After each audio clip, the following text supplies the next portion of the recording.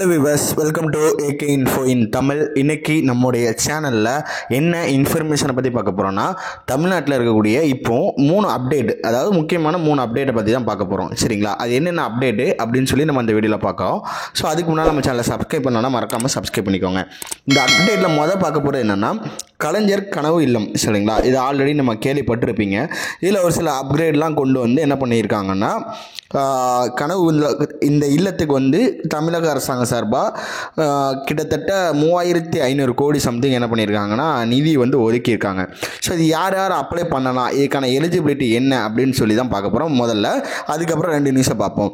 So வந்து இந்த கலைஞர் கனவு இல்லைங்கிறது வந்து 2019 வந்து வழங்கப்பட்ட திட்டத்தில் இருந்து தொடங்கப்பட்டுச்சு. சரிங்களா?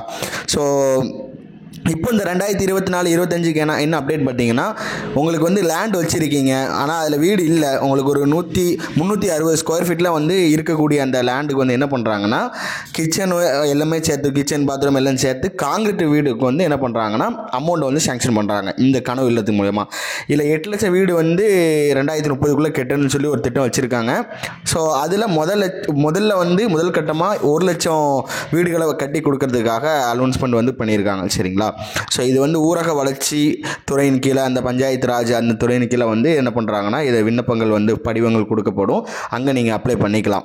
ஸோ உங்களுக்கு வந்து எலிஜிபிலிட்டி என்னென்னு கேட்டிங்கன்னா, உங்களுக்கு ஒரு வீடு லேண்டுக்கு வந்து என்ன பண்ணணும்னா நிலமாக இருக்கணும், அது உங்கள் பேரில் இருக்கணும், இல்லை உங்கள் குடும்பத்தார் பேரில் இருக்கணும் மெயினாக. சரிங்களா? அப்படி இருந்துச்சுன்னா நீங்கள் அப்ளை பண்ணிக்கலாம். அந்த லேண்டு வந்து 300-600 ஸ்கொயர் ஃபீட்டாக குறைஞ்சது இருக்கணும், குறைஞ்சது 300 ஸ்கொயர் ஃபீட்டாக நீங்கள் கட்டுற மாதிரியாக இருக்கணும். சரிங்களா?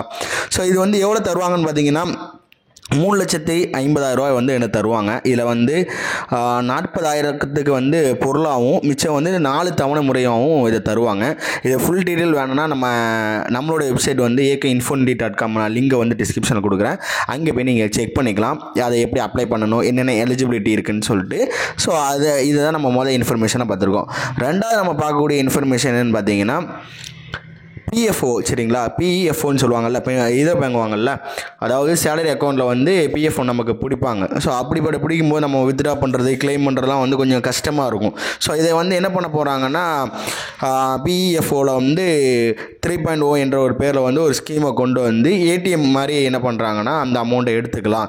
நீங்கள் உங்கள் ஆஃபீஸ்லேருந்து வழங்கக்கூடிய அந்த 12% தொகையை வந்து அதை சேமிக்கிற மாதிரியும், ப்ளஸ் நீங்கள் கூடுதலாக சேமிக்கிற மாதிரி வகையில் டெபாசிட் கார்டும் வழங்கப்படுற மாதிரி ஒரு அறிவிப்பு வந்து கொண்டு வர இருக்காங்க. இது அடுத்த வருஷம் கிட்டத்தட்ட ஒரு நவம்பர் கிட்ட வந்து இது நிறைவேற்றப்படும் மாதிரி அவங்க முடிவு பண்ணியிருக்காங்க. 6-7 மாதத்துலேருந்து அதை செயல்முறைக்கு கொண்டு வருவாங்கன்னு நினைக்கிறேன். எப்படியும் 1 இயர் ஆயிரும். சரிங்களா? இந்த இது வந்துருச்சுன்னா ரொம்ப யூஸ்ஃபுல்லாக தான் இருக்கும். இந்த இது யாருக்கெல்லாம் பயனுள்ளதாக இருக்கும்னு சொல்லிட்டு கீழே கமெண்ட் பண்ணுங்கள், உங்களுக்கு பயனுள்ளதாக இருக்குமான்னு சொல்லிட்டு.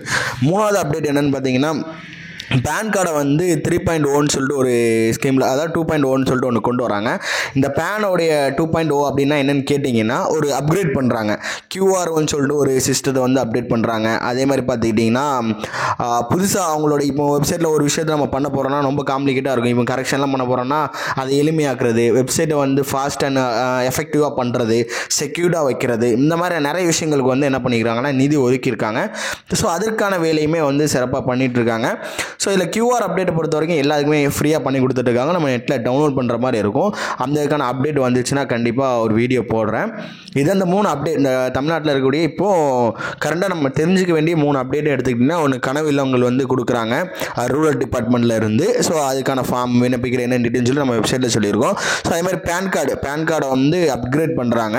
ஸோ இபிஎஃப்ஓ வந்து என்ன பண்ணுறாங்கன்னா, ஏடிஎம் மூலமாகவும் டெபாசிட் கார்டு மாதிரியும் சேமிப்பு தொகை மாதிரியுமே கொண்டு வராங்க. இதான் இப்போ தமிழ்நாட்டில் இருக்கக்கூடிய முக்கியமான அப்டேட் நம்ம தெரிஞ்சு